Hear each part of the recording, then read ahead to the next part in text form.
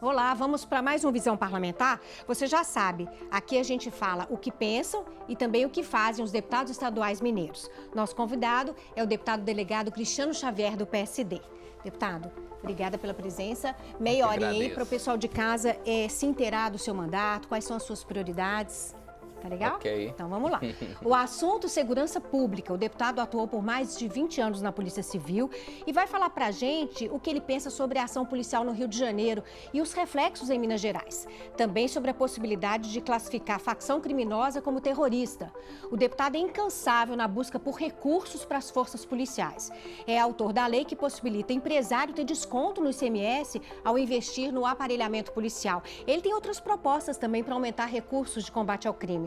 A gente vai tratar das demandas dos policiais mineiros por melhores salários e a cobrança de pedágio justo na BR-381.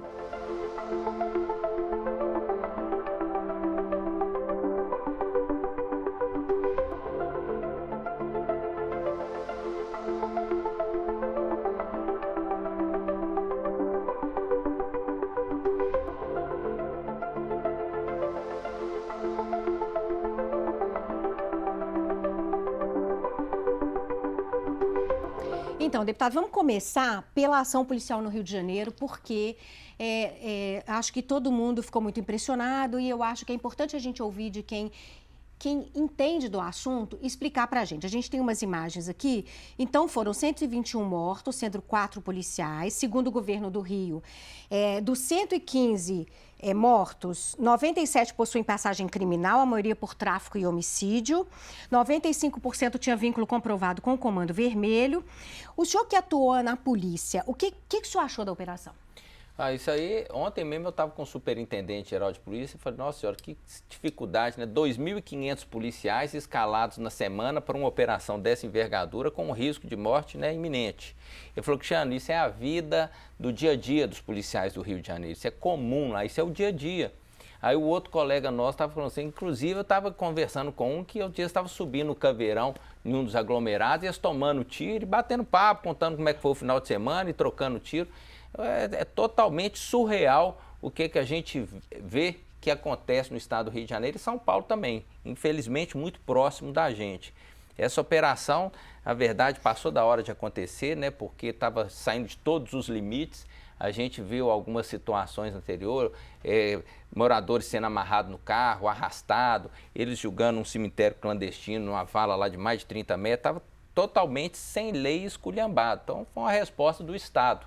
Né? Infelizmente, os policiais foram recebidos com um grande potencial de armamento, né, da facção criminosa, notadamente lá o Comando Vermelho, e nesse enfrentamento, infelizmente, faleceram 4 policiais, 2 civis, 2 militares. O senhor postou no Instagram a sua solidariedade aos colegas, né? Isso, entre os mortos, né, e 15 feridos, alguns em estado grave ainda, né? 2 que estão em estado gravíssimo. Essas imagens aí são de um delegado, que segundo eu tive informações ontem, até amputou a perna. Então a gente fica muito triste, né, são os efeitos colaterais de uma grande operação, mas que no final das contas, pelas pesquisas que estão apontando lá, né, a maioria dos cariocas, a maioria do povo brasileiro, principalmente a maioria das pessoas que convivem nos aglomerados, apoiaram essa operação, né? Infelizmente teve essas baixas, mas a população como um todo, ela aprovou. A gente viu depoimentos calorosos de mães que tiveram seus filhos mortos, mas que mesmo assim elas não ficaram contra a polícia, inclusive mães de outras crianças de até 10 anos também, que falaram que suas filhas estavam sendo ali indicadas ali por traficantes para namorarem com eles, e é totalmente fora do normal o que estava acontecendo. Todo mundo subjugado ao crime. Pois é, eu queria mostrar as imagens das armas aqui, seguindo aqui o nosso script, porque isso realmente surpreendeu, né? Eu tenho um dado aqui de que de janeiro a setembro desse ano, as polícias no Brasil como um todo apreenderam 1.471 fuzis em todo o Brasil. Lá no Rio de Janeiro foi a maior parte das apreensões, enfim. Como que essas armas chegam dentro do Brasil? Chegam no Belo Horizonte, em São Paulo e Rio? A gente viu ontem mesmo, antes de ontem, eles desarticularam aqui em Belo Horizonte, no bairro Calafate, ali, uma fábrica desses fuzis. Não sei se vocês viram, e uma grande produção, saindo mais de 40 fuzis, imagens da Polícia Federal fazendo, né, a prisão, da confecção desses armamentos, o pessoal, um maquinário de última geração e fazendo em alta produção esses armamentos. Isso não vem de fora, não? Não, a maioria estava sendo feito aqui. É claro que tem alguns que vêm de fora, mas desses aí que foram apreendidos já foi configurado que a maioria deles foram feitos aqui mesmo do Brasil e eles vão fazendo peça, alguns fora e manda também, importam através de barracas e vem peças do fuzil também. Então muitos vêm desmontados também, são montados aqui. Sim. E para quem não entende, deputado, qual que é a potência de uma arma dessa? Isso chega até quilômetro de distância, né? Mas uma precisão de 300 a 400 metros. É um poder bélico enorme, né? Hoje, muitos policiais, muitas delegacias de polícia não contam com fuzil, né, nas suas unidades. Principalmente a Polícia Civil, né? Os batalhões já estão mais armados. Mas os grupos especializados da polícia, sim. Mas nem toda delegacia tem uma forma de um armamento desse. Né? Então, por isso que é preciso aparelhar a polícia, né? Exatamente. Então, vou chamar uma matéria do G1 aqui, porque a gente sempre se pergunta, né, vendo essas operações no Rio de Janeiro, o que representa isso para Minas Gerais? Eu queria colocar a matéria aqui, ó. A polícia de Minas monitora ao menos 35 grupos criminosos ligados ao tráfico. 3 facções de atuação nacional agem em BH. Essa é o que traz a matéria do G1. Tem mais informação. Ao menos 35 organizações, quadrilhas ou bandos ligados ao tráfico são monitorados, segundo a Polícia Civil. A presença das facções faz os índices de criminalidade subirem no estado. 3 facções criminosas, de acordo com a reportagem: Comando Vermelho, 3º Comando Puro e o 1º Comando da Capital.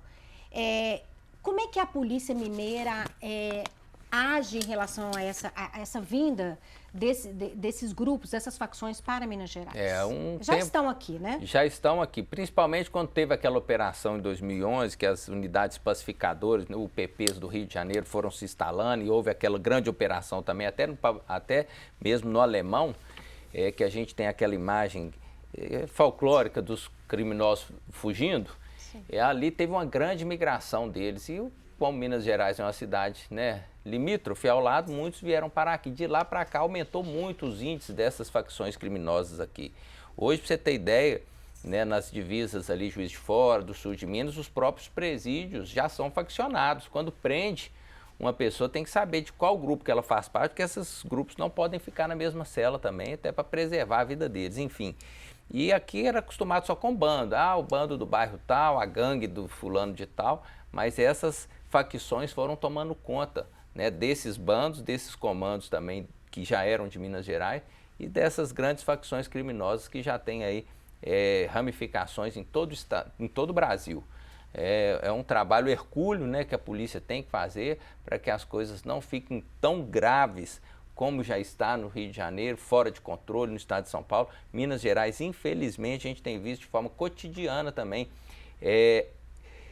homicídios e grandes operações aqui que são presos integrantes aí das facções criminosas e até comandantes delas. Lá nessa operação do Rio tinham comandantes de facções criminosas de outros estados que estavam abrigados lá, imagina-se, pela proteção, né? Tem de lá também, daqui que vai, e de lá que também foi preso aqui essa semana um grande líder aí de uma facção criminosa aqui também, que até o nosso governador de estado fez um vídeo na rede social há uns 3, 4 dias atrás. E foi preso aqui também em Minas Gerais. Então, muitas pessoas se homiziam nesses locais e de lá ficam comandando o tráfico, assim como comandam de dentro de presídio.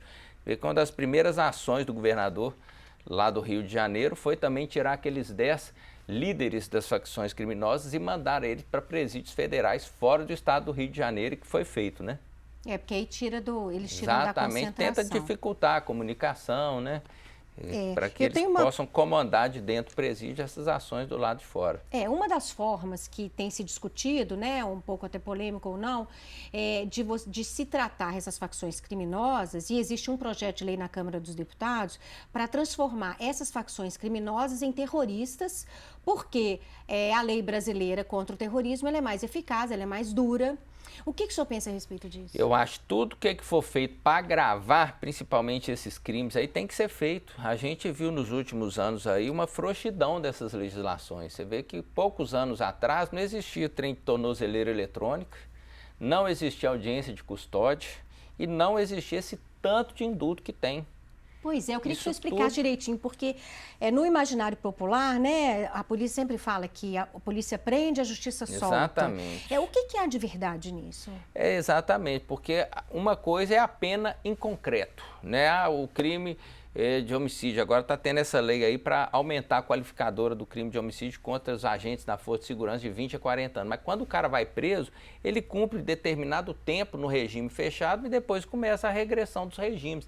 E existem diversos benefícios, muitos deles pode pôr uma tornozeleira eletrônica, quando é um crime que não tem violência nem grave ameaça, ele vai para uma audiência de custódia, ele pode já sair para responder em liberdade, inclusive tráfico de droga. E qual que é o critério que o juiz usa para soltar na audiência de custódia? Se o crime não tem violência nem grave ameaça, nem está formado ali todos os elementos de convicção, às vezes não está com uma testemunha contundente, de cima, prova objetiva, apenas a palavra do policial com a palavra do criminoso.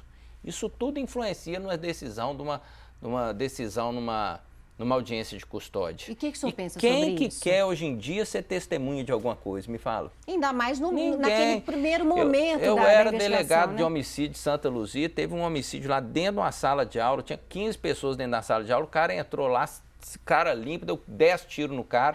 Eu interroguei os 15 que sobreviveram lá. Não, eu tava pegando a borracha na hora, eu não sei nem quem que foi. Eu tava no zap. Quem que quer, gente, ser testemunha de alguma coisa, depois chegar lá na audiência, lá na delegacia, lá no fórum, ficar de frente pro criminoso, foi ele. Quem quer fazer isso? Difícil, Às vezes a mãe do filho assassinado, passei isso por diversas vezes quando eu era delegado. Eu falei, delegado, eu moro parede e meia com o cara que matou meu filho. Como é que eu vou falar que é ele que é o homicídio meu? Amanhã sou eu a vítima. Infelizmente, aí tentava programa de testemunha, ela ia na delegacia, me dava todo esse relato, mas não fala que foi eu que estou falando, não. Aí eu tentava, de outra forma, colocar o depoimento dela em sigilo, mas uma hora ela tem que olhar cara a cara com o criminoso. Senão o processo vai ficando frouxo, ele vai conseguindo anular, ele vai entrando com recurso, coloca dúvida. Infelizmente, tem indúbio pro réu. Então tem que ter um processo, por isso que é importante demais investir em modernização, em equipamento, para ter formas contundentes, né, de acusação, imagens, filme, que ali está filmado, aí tá mostrando quem cometeu o crime. É uma prova irrefutável, porque a prova testemunha, muitas vezes a testemunha some, não quer ir lá no fórum e a pessoa acaba se livrando. Muita gente fala também, deputado, da questão social, né?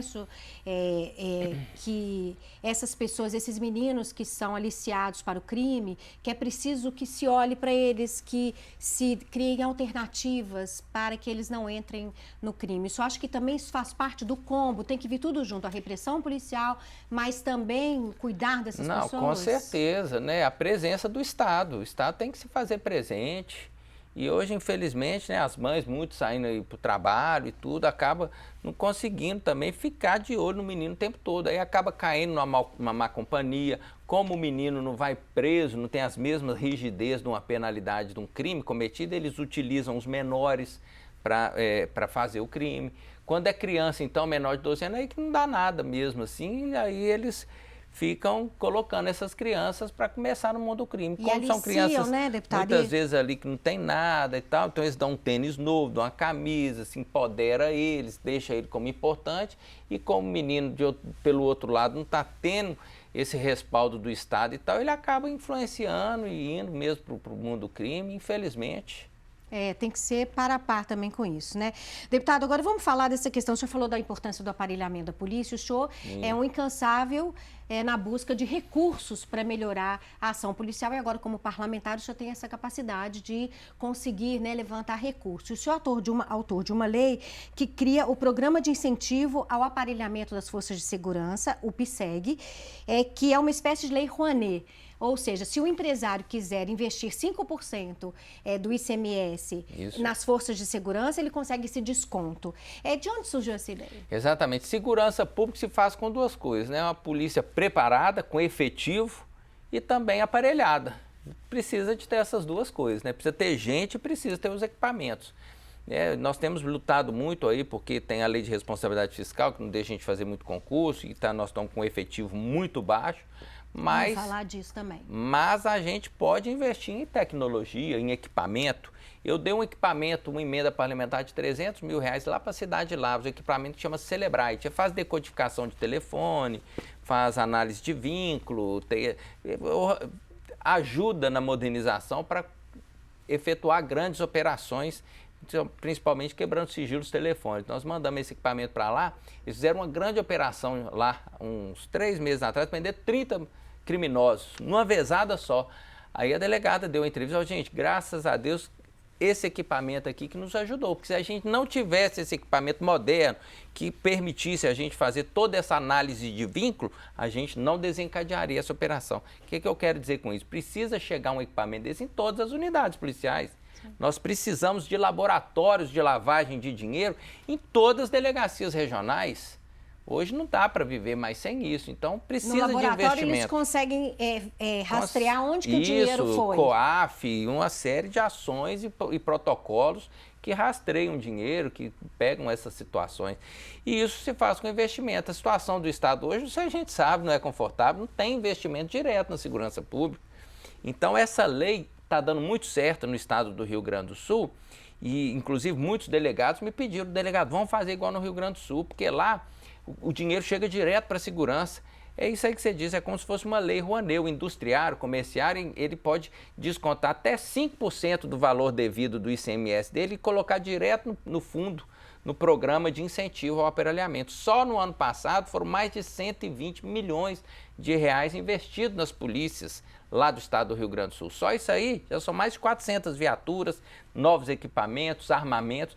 Precisa disso aqui em Minas Gerais. Nós estamos na área vizinha com o Rio de Janeiro, num momento muito oportuno e perigoso. Nós não podemos afrouxar a corda. Até mandei uma mensagem para o governador, falei, governador, o senhor já até sancionou a lei, vamos trabalhar agora na regulamentação dela, esse momento tão importante disso. E fazer os empresários conhecerem também essa possibilidade. E aí, né? gente, os empresários da cidade, não, vou investir aqui na minha cidade, vou deixar de recolher 5% a mais de ICMS, mas vou pôr 2 viaturas 0 km na minha delegacia, vou pôr um equipamento de ponta lá, um drone para fazer as operações, um Celebrite, vou instalar aqui um laboratório de lavagem. Isso aí ajuda todo o contexto da segurança pública. É importante mais e a gente tem sensibilizado o governo, que é muito aberto a isso, a regulamentar essa lei. E a lei também que eu coloquei, que é para 10% das nossas emendas impositivas serem também destinadas para a segurança pública. Mas isso é uma mudança na Constituição que demanda, sim...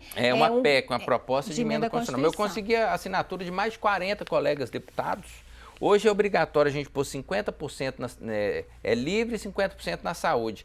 O que a gente quer é que 10% seja para a segurança, já que a segurança pública hoje é o maior anseio dos mineiros, é mais do que justo. Tem colegas nossos que não são vocacionados com a segurança, querem mexer só com saúde, social, esporte, e outros não põem nada na segurança. Com isso, todos iriam colocar pelo menos 10%. E isso por si só, sem aumento de custo nenhum para os cofres públicos, já geraria mais de 200 milhões por ano em investimento em segurança pública. Isso é muito relevante. Perfeito. Deputado, você já chegou a falar, né, da falta de efetivo, né, dessas questões que dizem respeito propriamente à carreira dos policiais, né? O senhor representa as forças de segurança aqui na Assembleia, assim como outros deputados também.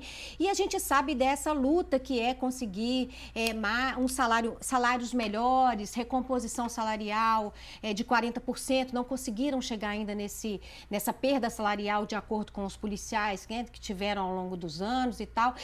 Como é que está essa negociação? O senhor acha que depois, por exemplo, que o governo conseguir dar conta aí do pagamento dessa dívida, né? A gente está bem no meio da negociação da dívida de Minas com a União, que é cerca de 170 bilhões de reais, o governo se desafogado de recursos, não investe na segurança, nem no aumento de salário dos profissionais, porque está pagando os juros da dívida. Então, a gente tem a possibilidade aí dessa renegociação. O senhor acha que depois disso vão conseguir? Eu acho que vai salários? ter espaço, depois dessa negociação, da inclusão do Propag, vai ter espaço para recomposição salarial, não só, né, das forças de segurança, são todos os servidores públicos passando por esse mesmo desafio, né? A gente constantemente está aqui na porta da Assembleia mesmo, o pessoal da saúde, da educação, do social, o pessoal da Secretaria de Meio Ambiente, algumas secretarias está tudo em greve. A gente tem passado por isso, e a segurança pública, principalmente, que está no fio da navalha. A gente conseguiu, com muita sensibilização ao governo do Estado, colocar esse vale alimentação de 1.600, em torno de R$ 1.600. Hoje é uma ajuda boa. Isso, que já chega em dinheiro e não desconta, inclusive, imposto de renda, então já é uma ajuda boa, mas quebrou o pacto de gerações com os nossos aposentados, que isso também não é legal.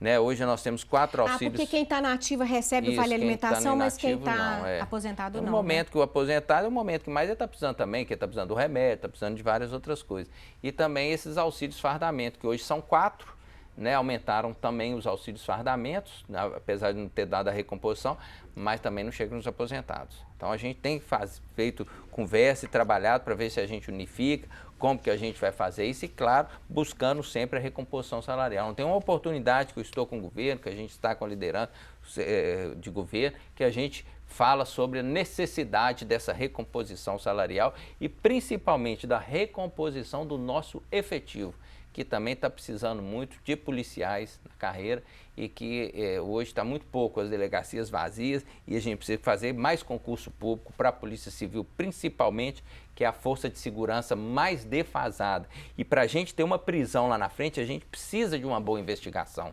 A gente precisa de um bom inquérito policial. E policial porque senão fica esse prende e solta, porque não tem quem investigue e quem busca as provas para amarrar o trem e encalacrar os criminosos.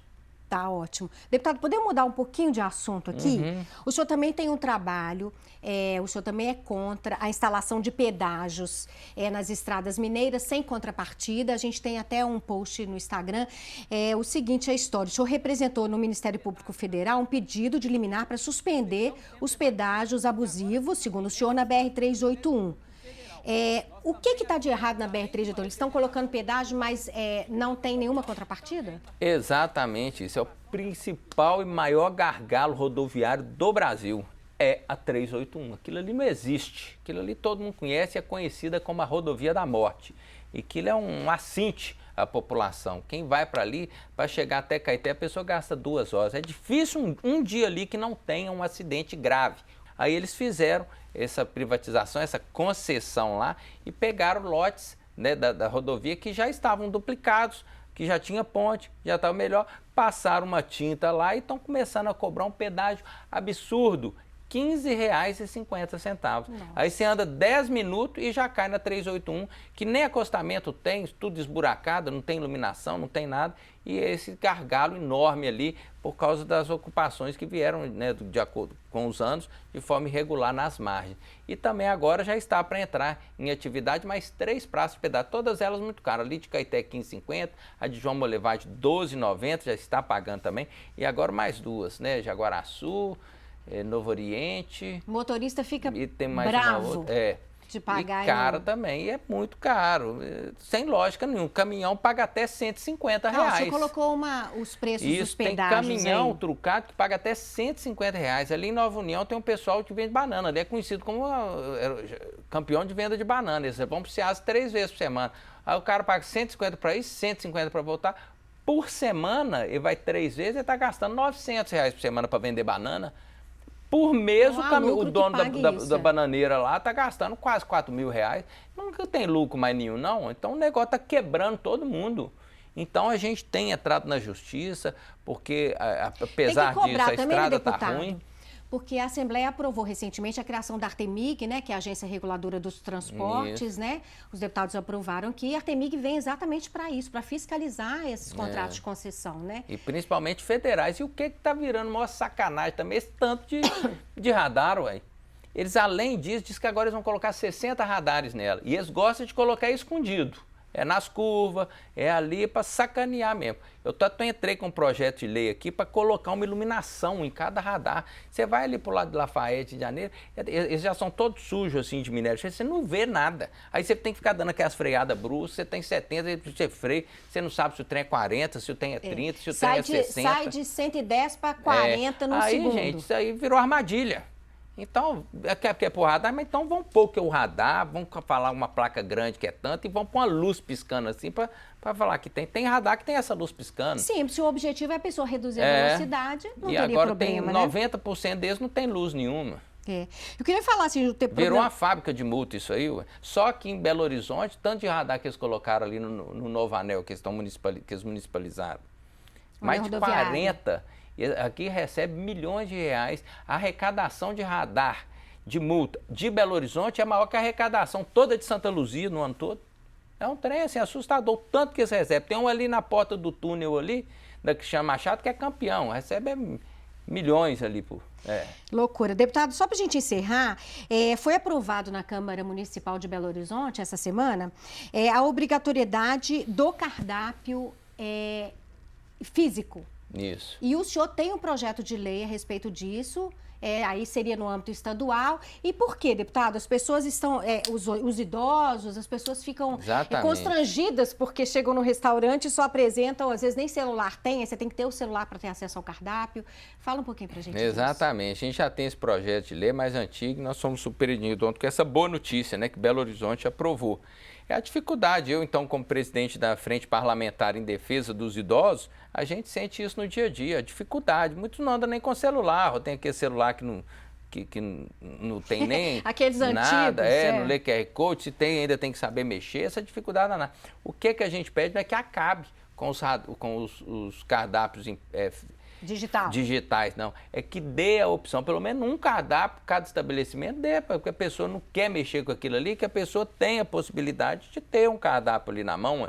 Não precisa acabar com esse digital, não, mas que dê a opção para o cliente, poucos cardápios lá, para que a pessoa que não queira, ou que não está com celular, ou que acabou a bateria, que a pessoa possa ter condição também de utilizar o serviço, né? Você chega no McDonald's daquele ali na vida, você tá doido. Você não põe cebola, o trem vem sem, aquela confusão danada. O dia estava fora da tomada, eu estava com 3 amigos meus, um até o meu TI lá. A gente demorou quase meia hora para pedir o trem. Não conseguiu. Aí tinha que ficar chamando o cara lá, o cara vinha, põe o trem na tomada de novo, o trem não saía. Eu acho que a tecnologia vem para ajudar, mas a gente tem que também, o estabelecimento tem que oferecer uma alternativa para as pessoas que não têm ainda esse acesso. Exatamente, né? Tudo está ficando digital hoje. Você vai na Localiza hoje, já tem aquele trem, até você aperta, já abre o carro sozinho. Agora o radar, eles inventaram esse Flow também, já não tem cabine, você já paga sempre. Daqui a pouco não precisa de ninguém mais para nada também, não. O Free Flow não tem a cabininha, né? Tem não, aí você tem que entrar no aplicativo e pagar. E se você não faz isso em até 30 dias, já chega uma multa de R$190. Tem gente que nem sabe o que é isso. Evasão de pedágio, né? Exatamente. Então nós, inclusive, entramos também com processo na justiça para que isso aí não aconteça. Inclusive, o próprio Ministério também tem um processo de iniciativa dele para que não seja aplicada essa multa. Vamos ver o que vai dar. Porque é muito injusto, a pessoa nem sabe. E vários deputados têm essa demanda, e a partir do momento que você passa no pedágio, torna-se uma relação de consumo. Então, que seja utilizada as vias adequadas aí para cobrar esse valor que ficou sem pagar e não aplicar uma multa nele, no motorista. Deputado, muito obrigada. Obrigado, André. São muitas conversas, muitos assuntos, né? A gente foi da segurança para a defesa do consumidor, para as finanças do Estado, para o cardápio. Enfim, foi muito boa a prosa. Obrigada, Obrigado pela disposição aí, sempre em prol do povo mineiro, lutando pelos seus direitos e garantindo o que há de melhor. Perfeito. A você de casa, então, muito obrigada pela sua audiência. Nos assista no portal da Assembleia na internet, na TV Assembleia. Segue o deputado aqui nas redes sociais, a gente vai colocar embaixo. Tem muita coisa, é um mandato bastante robusto. Obrigada, então, até a próxima.